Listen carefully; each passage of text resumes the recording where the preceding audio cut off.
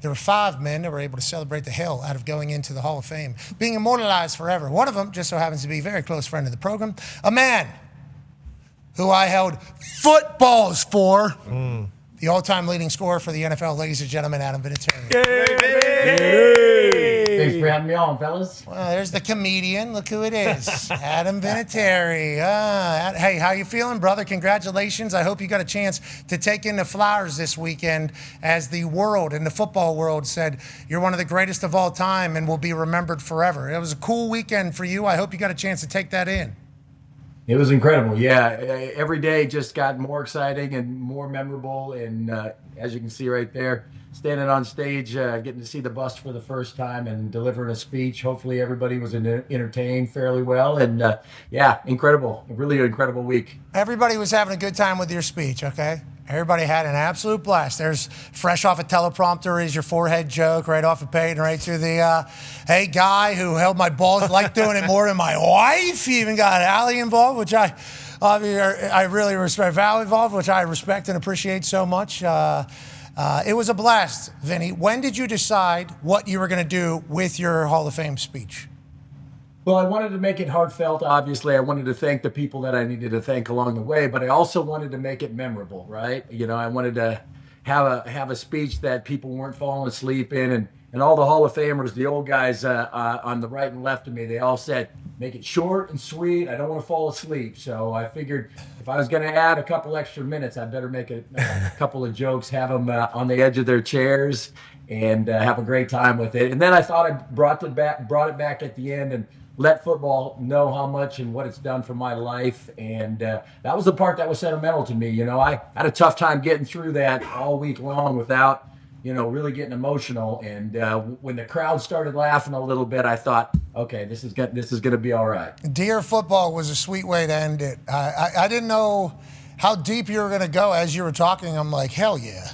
As I committed more to you, you committed more to me. It was a beautiful thing. You talking about the sport that we all love, that we all have benefited from. We still benefiting from it today. And then also massive benefit is Hall of Fame is treated like a reunion, you know, and if you're not on a championship team, that team very rarely is going to have a scheduled kind of meetup. Usually it's just like funerals when everybody kind of gets back together. So getting a chance to celebrate so many different eras of the Colts and then obviously the NFL as a whole and then some Patriots players that stopped by as well was a blast. I want you to know that it was a great party, brother. You put together a great group of people, and there was a lot of people flocking there. I know you were taking pictures like the bride and groom the whole time, but no, you had a great party, bro. You had a great party out there. Well, I didn't get to sit back in the cigar room with you guys and BS about the good old days too much.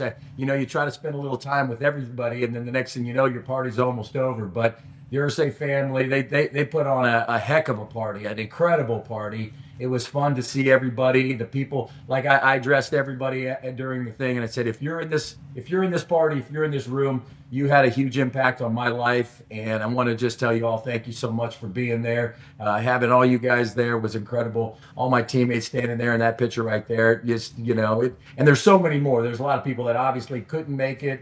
Yeah, it was a heck of a great time. It's funny, I see those pictures and I had a black shirt on, right? And I'm sitting there thinking, my kids gave me this unbelievable present that I just didn't have the balls to wear. Okay. But I want to put it on for you just right now, just to let you know.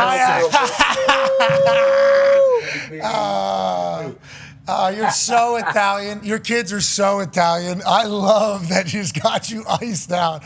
I love seeing AJ and Gabe and Allie all get spotlighted. And Val, the way you talked about your family was sick. I wish you would have wore that. Yeah. I wish you would have wore that. Could you imagine the reaction of every human that walked into your party and saw you iced out of your mind? I love it. I have a tough time even wearing it right now, so I'm going to take it back off because I feel a bit uncomfortable. But you know what? I guess you got to rock it and be proud of it. You know, it's I always thought I loved number 4 the best, but 387 is a pretty awesome number. Yeah, I think so. I'll tell you, I think you should never take that off. Mm-hmm. Hey, if you take that off, you hate your kids. right? That's And you said in now your- they're going to see that, and now I'm going to wear it for the rest of my life, I guess. Hey, yeah, Gabe, AJ, Ali. Hey, if he takes that off, he hates you guys. You need to know that. All he said during that speech was how much he loved you, and all that. Let's see him prove it. I deserve that. No, I deserve that. I appreciate it. Yeah, and I think there's a coach that might be getting into the Hall of Fame next year. Maybe. We'll see. Yeah. He might have a microphone next year, too. Yeah, oh, yeah. It was fun to throw a little trash out there to the fellas. Obviously, if you got mentioned, you're dear to me. I think there's probably people like I didn't get a mention. Coach Dungy, Bill Polian, a lot of people that were instrumental in my career as well, and they probably sat back and said, "Man, what this is going on, I don't want to be mentioned." They're like, "Please don't mention my name." No, all of us that you mentioned, I think very much understood you're Adam Vinatieri. That was definitely going to happen, and also.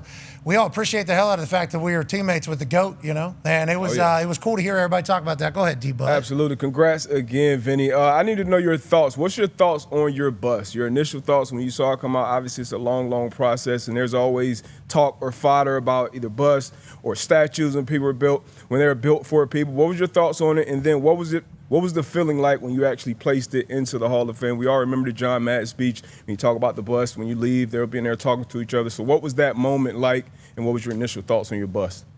Yeah, that was really cool. Getting the opportunity. Scott Myers is the gentleman that did my bust. He's a guy from Texas. I flew down there, spent a couple of days with him. Had it about 85% done when I got there. Then he just put a bunch of the finishing touches on while I was sitting there with him. Yeah, I was excited for the anticipation of pulling that over and seeing it. People were like, "Man, that's a young Vinny." And I said, we kind of tried to figure out an era where it wasn't the beginning of my career, wasn't the end. So clearly I have more hair and a lot less gray hair there for sure. But I just wanted to, when you see that and then actually getting to take it and putting it into into the Hall of Fame and the bus room and seeing all of the other ones around you, you just feel like, man, I'm surrounded by greatness right now. And I hope they do. I hope they actually do talk to each other. And I hope that speech made them laugh. So maybe they don't pick on me like they pick on every other kicker in the world. Good idea coming in there, setting the tone. Yeah. Hey, listen, we're fighting back if we have to. Carly, Ursay, Gordon, Casey, Kalen, Pete, obviously the whole family, Tracy, Conti, even a part of it. I think they did a phenomenal job, honestly, with the entire setup. And I would like to let everybody know, Carly brought it. Mm-hmm. Listen. She absolutely did. Carly. No, she was incredible all week long. Did you see the gold Gucci Adidas boots?